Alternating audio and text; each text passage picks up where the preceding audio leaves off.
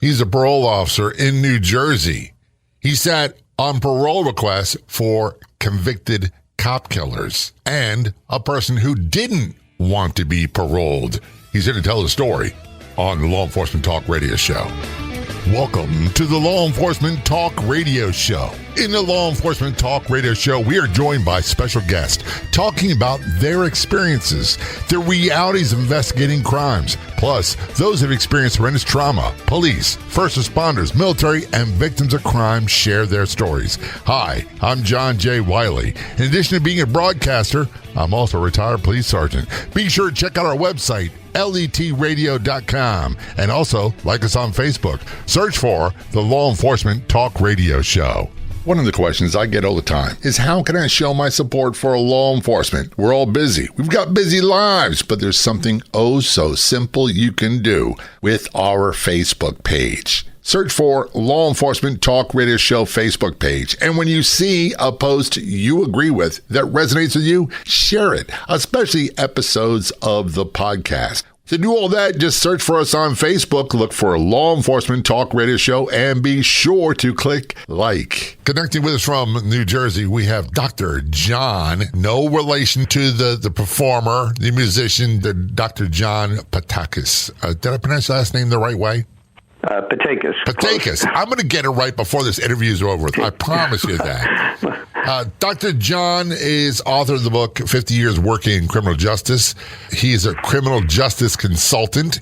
He's a probation officer in the state of New Jersey for 29 years, a Seton Hall University professor for 20 years, worked at State Parole Board for 10 years. I'd say he's uniquely qualified to be carrying the label of criminal justice consultant.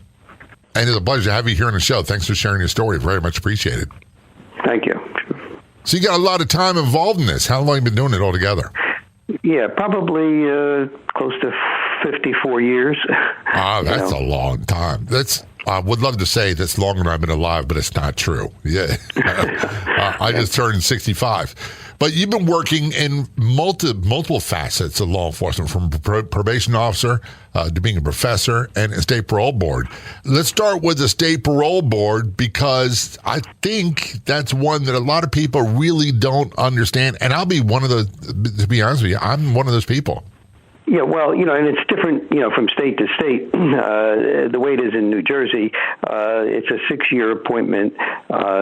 You're authorized to make evaluations and predictions, whether you want to deny somebody parole or whether you should be released. We do it in pairs of two. Two individuals sit, no attorney, in a confidential room, either in the prison or some other location.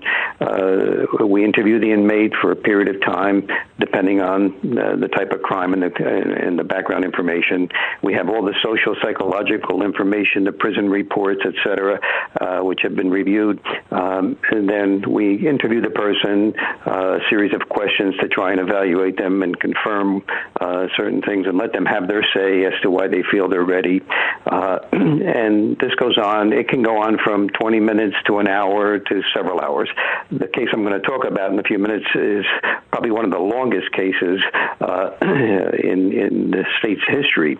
On a murder case, it has to be the majority of the board. So at the particular time that I was sitting on the board, there were 8 members. So on a murder case, it's got to be 9 people interviewing that one individual. All right? You really want to be as thorough as you can before making a decision on a case like that. The case I'm going to talk about was a cop killer case. It took place in the mid-'60s, okay? And the background was it was late in the evening, and there was a bar open in a local town, and 2 individuals with lengthy prior records, drug involvement, drinking a lot of alcohol, came into the bar, were sitting at the bar drinking, continuing their use of alcohol, and they had come in high on drugs. Some type of altercation or disturbance took place in the bar, and the owner called the local police. The police came immediately on the scene, or into the parking lot, and one was a sergeant and one was a probationary police officer who just came out of the academy and wasn't carrying a weapon and wasn't supposedly at that point. So the sergeant said to him, "I'll go inside first and check things out." the sergeant goes into the bar and he tries to mediate, the arguments going on there. Both of these defendants attacked the officer, took the weapon away from him, stripped him down of his clothing, was holding him in there. Well, a long time had gone by, and the probation police officer in the car thought, I better go in and take a look at things. He goes inside or whatever. They attack him, the same thing. They disrobe him, put him down on his hands and knees in the ground, and both of these individuals were involved in executing the police officer and the probationary officer, and that they absconded. Okay, the one individual took off to New York and died in a shootout with local police there. The second one went and gave himself up. He figured he was going to get caught. He wanted to still live, so he ran and gave himself up. So that's when it started. It went through the whole trial process and everything, and he was convicted of, murder in the first degree. And at that time, in this state, we had the death penalty. Right. So he was given the death penalty by electrocution in the electric chair, okay? And as you may know, it can take anywhere from 10 to 15 years, even if somebody is sentenced today to the death penalty with appeals and everything, it can take that long. Well, in the mid-'70s, the death penalty was overturned in this state. It was declared to be unconstitutional. The sentence was committed to 25 years, a life sentence, which was 25 years without parole at that time. And then the individual is eligible. This penalty was overturned, and we could talk about that all day long, but that really is not the issue. When it was overturned, his sentence was adjusted. What was it adjusted to? A life imprisonment, which was 25 years, and then he's eligible Gotcha. for parole. So when you say life in prison, and this is a thing that a lot of people don't get, when you say life in prison, it doesn't mean life. It doesn't mean you're going to take your last breath there necessarily. Right, unless the judge says life imprisonment, no parole. Right. All right. So or you get federal time, and they do. You do every minute there until your demise. Gotcha. So his sentence was overturned, and he was given life in prison with the possibility of parole, correct? Exactly. All right. Right. And then apparently he petitioned for parole. Well, automatically, there's a calculation that they do based on credits and good time behavior, et cetera, and they'll tell you when it's scheduled.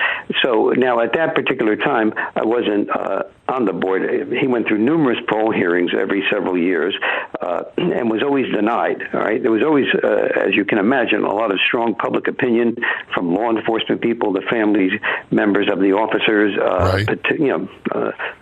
picketing not to have him paroled. All right, so he was always turned down. Plus, his initial adjustment was not that good while he was in there. All right, he never admitted to the crime. He said he had memory loss. He blamed it on the other defendant who was killed in a shootout. But again, the jury, he went through a jury trial, and the jury made the decision. So the parole doesn't retry the case, but what we're looking for is this individual repentant? Is he, admitting to the crime, take responsibility? What's he going to do now? But one of the issues is always, when you're appearing not repentant, not admitting the crime, and denying everything. And the memory loss thing, I've heard numerous times from inmates over the years. I've interviewed over 7,000 people. I'll bet you have heard every excuse and every explanation in the book. We're talking with Dr. John Paitakes. Did I get it right this time? You got it. He is a criminal justice consultant, author of the book 50 Years Working in Criminal Justice. He's been a probation officer, Seton Hall University professor, State Parole Board. We're talking about paroling cop killers. We'll return to that conversation in just a few moments. This is Law Enforcement Talk Radio Show. Don't go anywhere. We'll be right back. Remember when news was free? Be sure to check out the Newsbreak app. It's free. And be sure to follow the Law Enforcement Talk Radio Show and podcast on the Newsbreak app. Newsbreak is your #1 local news app for current events. Free live news for you and your community. Download the Newsbreak app today for free. And be sure to follow the Law Enforcement Talk Radio Show and podcast on the Newsbreak app. That's the free Newsbreak app. Be sure to look for and follow the Law Enforcement Talk Radio Show and podcast.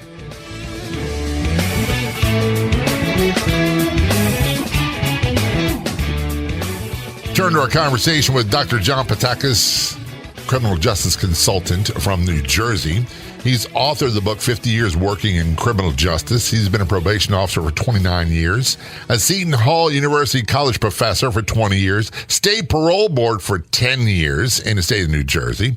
And we're talking about a case I'm familiar with, and we're not going, and I want people to understand this, we're not going into names of the defendant, not because they're not guilty, because it adds another layer that we don't want to have to deal with. Number one, my personal philosophy is I don't believe in giving cop killers any publicity whatsoever. And this guy was convicted of murdering two police officers. His cohort, co-conspirator, or whatever you want to call him, was killed in a shootout with police. He was originally sentenced to death, convicted. This death sentence was overturned, given life in prison with the possibility of parole. And when we left, we want to find out, how did you get involved in this whole parole process when he came up for it? So there are the full-time positions, and I was an alternate because I was still teaching at the university. And so the alternate has all the same responsibilities and duties as a full-time person, but we get called in when somebody's on vacation, they're sick or whatever, so it might be 3, 4, 5 days a month or whatever, and we have the same authority and power as the full-time people. So on this particular case, I figured, oh boy, everybody's going to show up. Now again, remember, on the murder case, it's got to be the majority of the board. At that particular time, there were, I think, 16 people on the board, so it had to be 9 parole board members to hear the case. The night before, somebody calls in sick. I get the call late at night, can you make it tomorrow morning? I said, I'll be there. So that's how I got involved. So this isn't your normal thing that you did all the time, but you were aware going into it, or were you aware going into it, what kind of case it was and what this person was convicted of doing? Yeah, I was familiar with the case because in preparation, I knew a month in advance it was going to be scheduled. And even though I wasn't scheduled, I read all the information just in case somebody was out sick. And sure enough, as I indicated, somebody couldn't make it. And so I got the call the day before. And I had all the information fairly fresh in my mind or whatever. So that's how that happened. And I'll go into, the actual setting, and I'll start describing that if that... Before we do that, were you aware of any extra pressure? When I say pressure, not necessarily a negative or positive, from other police officers, FOP, PBA, family members, and that, or the general public about this parole opportunity? Well, yeah, to be honest. Now, and again, we get people's opinions, all the time or whatever, and you can certainly understand. And especially, I always had a lot of involvement with people in the police officers. I taught some courses at a police academy. I had friends who were police officers. I met officers while I was on, in the probation system. So I knew a lot of officers. And, obviously you can imagine the majority said, you shouldn't parole that guy or whatever. And all I said was, well, we have certain procedures and guidelines or whatever, and I have to be fair and impartial, so I can understand that. But nobody really strong-armed kind of thing. Gotcha. I never got any political thing or anything like that, one way or another. Well, you were aware. You were aware of the pressure. But I'm paraphrasing. You have to go by the facts of the case to make your decision. You got to go by the facts of the case. Yeah. Okay. It's like judges, police officers, and anybody involved in that kind of system. You're held to a higher standard. You're making decisions on people's lives, And, are there a few bad apples in any organization? That's true. There's a small percentage probably in everything. But, the people I worked with on the board had a really high standard of that professionalism. So you hear a lot of different things that, don't parole this guy ought to be executed, et cetera. But we know we have to base it on fact because it can be overturned. Everything is recorded, and the individual has a right to appeal the decision, and it's all recorded. So if you made a decision that wasn't based on fact, then it's your credibility, and you could losing the position. That's right. The least of it, but your reputation. We had to use a lot of discretion. That was a term that we used a lot. And look, there were times, I'll be totally honest with you, Doctor, that I wound up arresting people I didn't want to. But I didn't feel like I had a real choice in the matter. We had to do it anyway. And there were times where this is the real thing that people don't seem to get.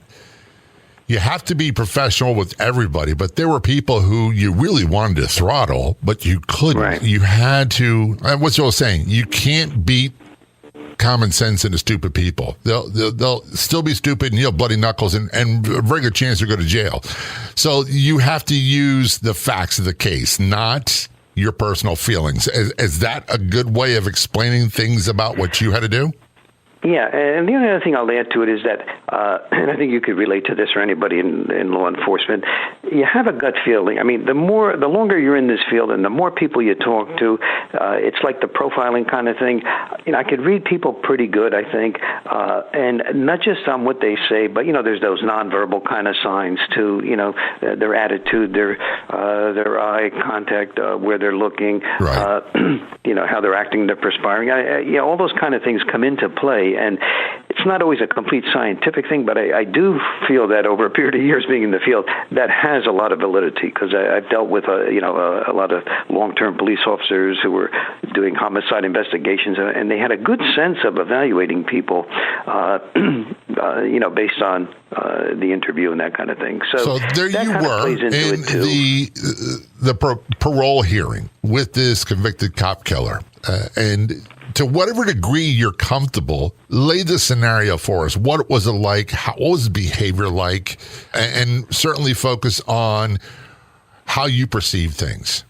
As I think I indicated before, it was held at a state prison in a big conference room. There were 9 of us on the board at that time for that hearing, and we were sitting in a horseshoe-type setting, and then they escort him in, and he sits, like, in the middle. Now, right off the bat, he come bopping in with this type of walk that, I don't know how else to describe it, kind of like bopping in the road, smiling, and he looks at the chairman, and he knew a lot of these people on the board because he's seen them before. He had been at 3 or 4 prior parole hearings. So he goes, okay, all you political hacks, I'm here for the hearing. That's how he starts it off. That's not good. You political hacks of the governor. So the chairman says, well, do you want to sign off and waive your right to this hearing and we'll make a decision? Or no. He says, I'll go along with this charade. All right? And I'm thinking, man, you know, it's like walking into a courtroom and bad-mouthing the judge. That's not a good way to start. No, you know? that's not the best idea. No, and with a smirk on your face, you know. So we're talking about your life, guy. You know, you're looking for parole. This is what I'm running through my mind. But again, you know, okay, let's go through everything.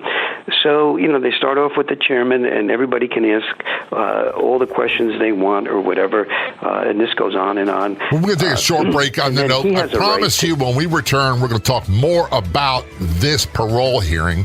This is Law Enforcement Talk Radio Show. Don't go anywhere. We'll be right back.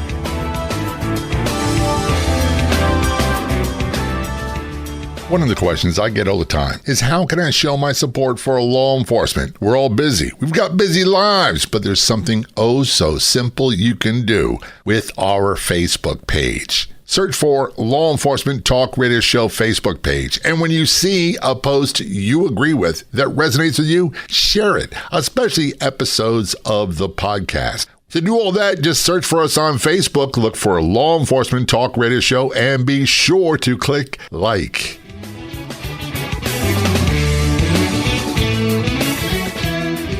Return to conversation on Law Enforcement Talk Radio Show with Dr. John Paitakes. He is a criminal justice consultant, author of the book 50 Years Working in Criminal Justice, a probation officer for 29 years, Seton Hall University professor for 20 years, State Parole Board in New Jersey for 10 years. We're talking about being on the parole board in the hearing for a convicted cop killer. And we're not going to go into a lot of details about this guy, but before we went to break, you're saying he was sarcastic, he was insulting, he had a smirk on his face, he came in and like, yeah, and how many people did not see the video recently of the guy attacking the judge in Las Vegas? That is not a good idea to attack people that can control the outcome of your life, verbally or physically. No, it isn't. But anyway, so I just wanted to tell you, the question he asked me, because he can ask anybody, he says, you saw my record. The last number of years, I've made a good adjustment, so that means I should get paroled. I said, no, Mr. So-and-so, not necessarily. That means you do well in a controlled setting. And he said, no, that's not what it is. That's not what it is. And again, the point of that was that he had become prisonized over a period of time. And it's true, the last several years, his adjustment was good. He didn't get into any other trouble, et cetera, et cetera. But he still didn't admit to the offense. He still was not repentant, and he's still hanging on to this thing about memory loss thing. So you got to move on from, if you did the wrong thing, we want to know, how you're going to correct it, and then where do you go from there? So again, the next step is we decide. We tell him to leave. The board converses for a period of time. It was almost majority of the board members said no, he still hasn't accomplished or admitted to his offense. He's not taking responsibility, and we deny him. Right. It was he appealed to the Supreme Court of the state, and it was I wouldn't say overturned completely. It was amended to paroling him to a halfway house, which is somewhat of a confined facility off the prison place or whatever, and he had to be confined to that initially 24 hours a day with counseling, and then they get him like a part-time job in the town or whatever. So he served the rest of his time there. It was a total of almost 40 years of incarceration. So one of the longest incarcerated person in the state. My understanding is, I don't have exactly, because now his parole has terminated. He's about 86 years old, and I understand he's living somewhere in the state. Hasn't created any further problems. That's good to know about that. I don't think he should have been released, but that's just me. But one of the things you said earlier, and I've come in contact with this quite a bit, is you said prisonized, or the term that I've always used is institutionalized. When people tell you what time to get up, what time to go to bed, what time to eat, everything else, you learn to adjust. Some of these people have a really tough time when they get the ultimate freedom, they get released. Well, he had a certain amount of, if you can believe this, status within the prison among, some of the other inmates, and he was helping some of them, with ways to prepare better for parole or whatever, so he knew all the little nuances of the system and, what will look favorable, how to even sort of fake out some people or whatever, how to win over maybe some of the correction officers that are a little bit easily manipulated, So, and then he realized that to get parole, I really can't get into any problems, et cetera, et cetera. But again, he didn't get paroled until his much later years, in prison. I think the next case will explain some of this a little bit more. Well, let's go into the details of that. You get this parole hearing. The gentleman, and I use that term loosely, was how long were they incarcerated for? And what were they convicted of? About 38 years, a little over 38 years. Do you remember what the conviction was for? Yeah, he had a series of burglaries, robberies, drug. It wasn't a first-degree murder like that. This one I came on as a regular parole hearing, so it was only a two-member person interviewing him. And he was an elderly gentleman, maybe in his early 80s. He had been in less number of years, maybe 28 to 30 years, I believe. And he had a few adjustment problems at the beginning, but the last 10 or 15 years, he had no problems at all. He was looked up as a mentor to the younger inmates. He had a management role in the dispensary and in the laundry room, and he was very comfortable there and very unusual. When he first came into the room, his first words were, "I don't want to get paroled." And we said, "Well, wait a minute. You're entitled to this hearing. We'll go over everything procedure-wise, and then we'll decide and advise you." He goes, "Okay, I just want to let you know, I don't want to be paroled." Well, okay. So we go through all the questioning and the programs he went through and his adjustment in prison, whatever. And he made it known that He had no family left. His wife had divorced him. His children stopped visiting him. He said, all my friends are in prison. I got a job here. I'm taken care of. I have some health problems, and they take care of it. And again, also as an aside, keep in mind, it's very expensive to keep somebody in prison. Yeah. I don't know if you have any idea. The average price is $50,000 a year, but if you have medical attention, you're entitled to hospitalization. You're entitled to an operation if you need.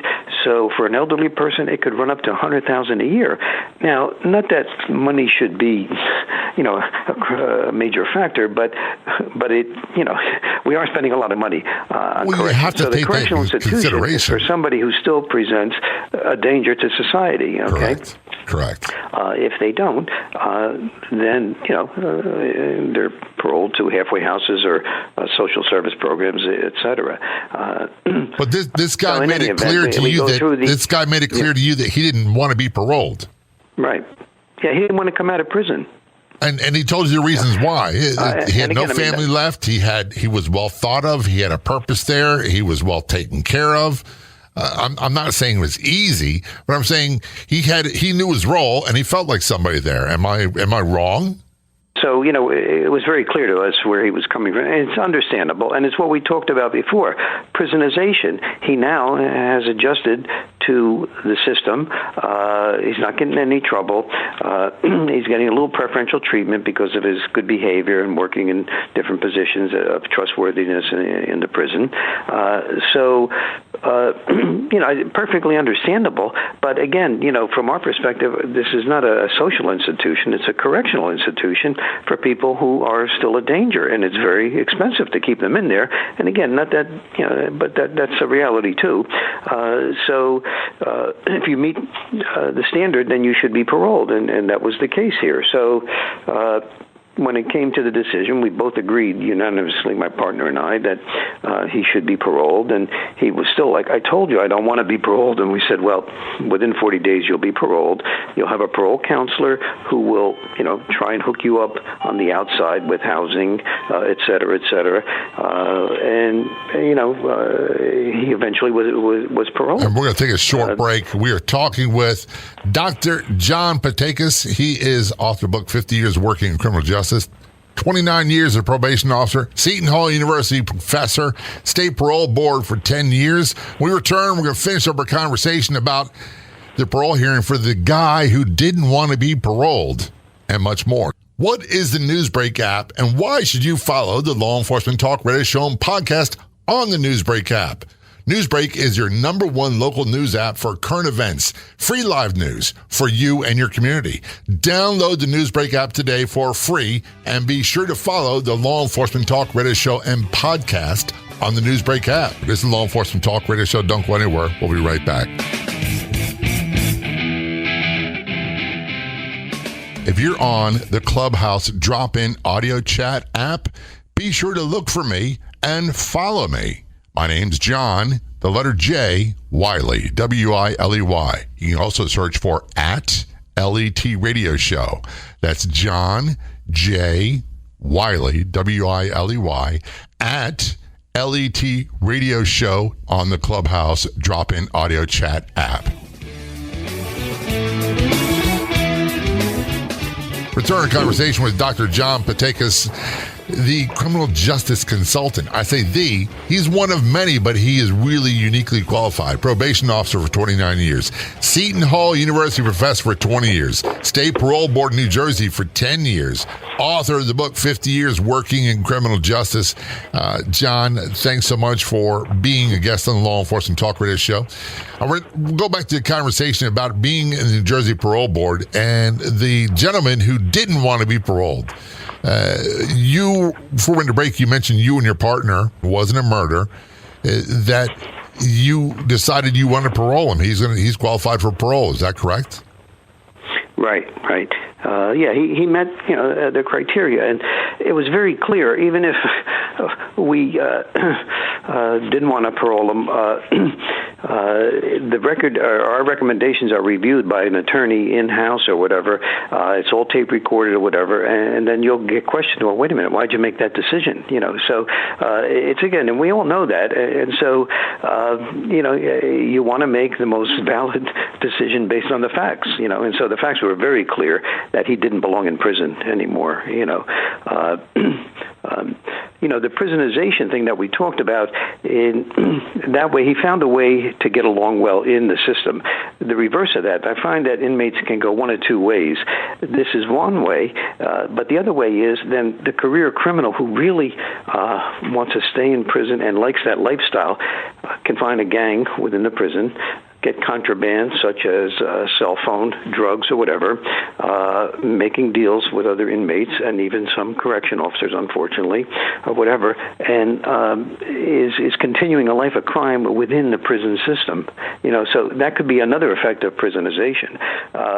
But we would hope like more of them would come over to the other side where, okay, look, take the best that you can out of a bad situation, take all the counseling courses, the vocational courses, the advice from the counselors or whatever. And I have seen that percentage. It's a smaller percentage that has made a good adjustment and able to turn their lives around, So it's not this thing about once a criminal, always a criminal. And I'll always, defend that because I've seen enough other positive cases where because of a mistake, they turned their life around and the prison was the wake-up call. That's absolute truth. I tell people all the time, when it comes to the prison population in the United States, you've got a percentage that would never be there if it wasn't for drugs and alcohol. They would never have done the things they did.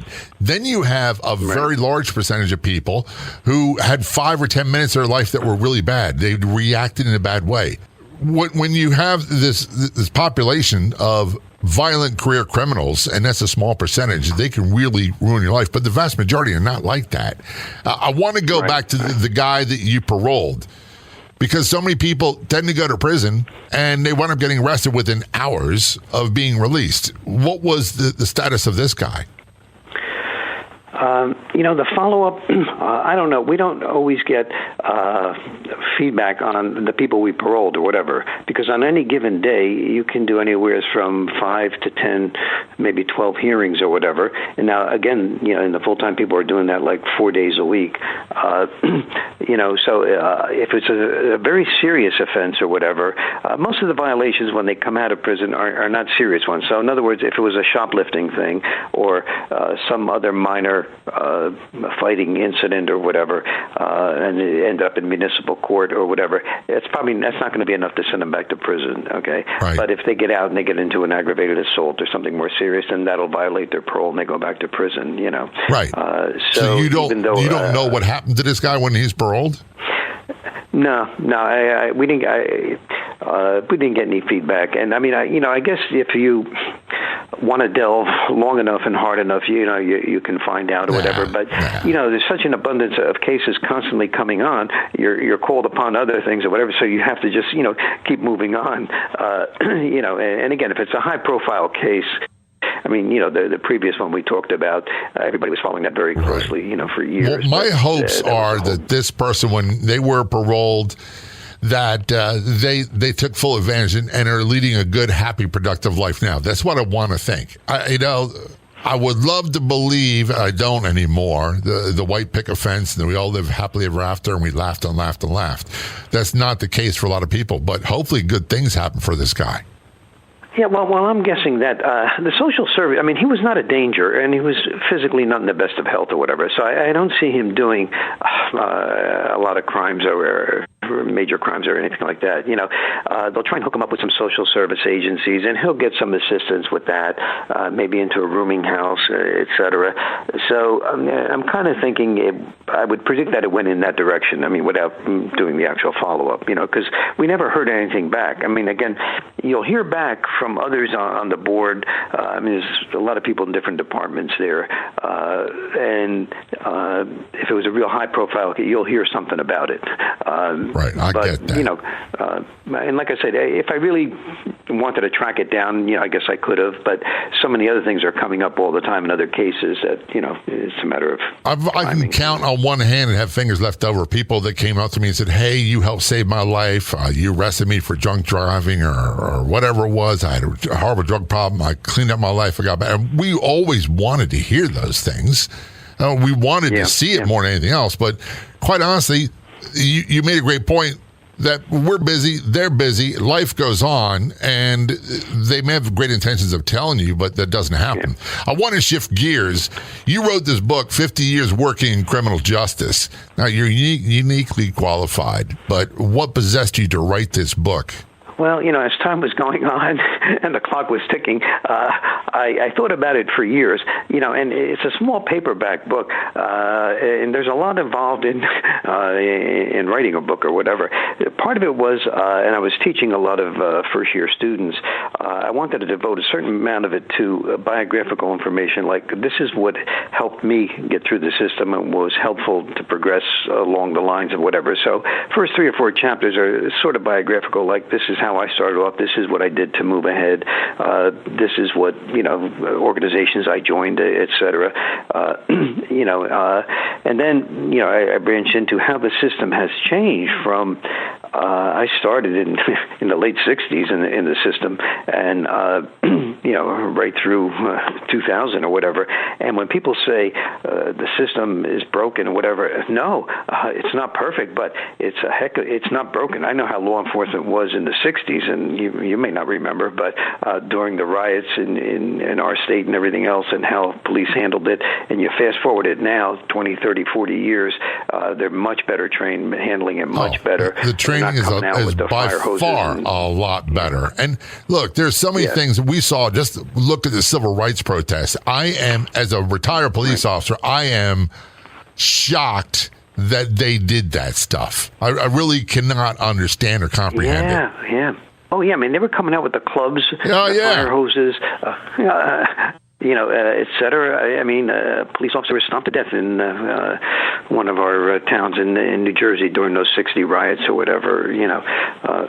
But that's because people are misinformed, right? You know. And well, they're led by the nose of what the media tells them, and the media's got an agenda, and that agenda is they need to get viewers or readers, so they're going to say whatever needs to be said to capture your attention.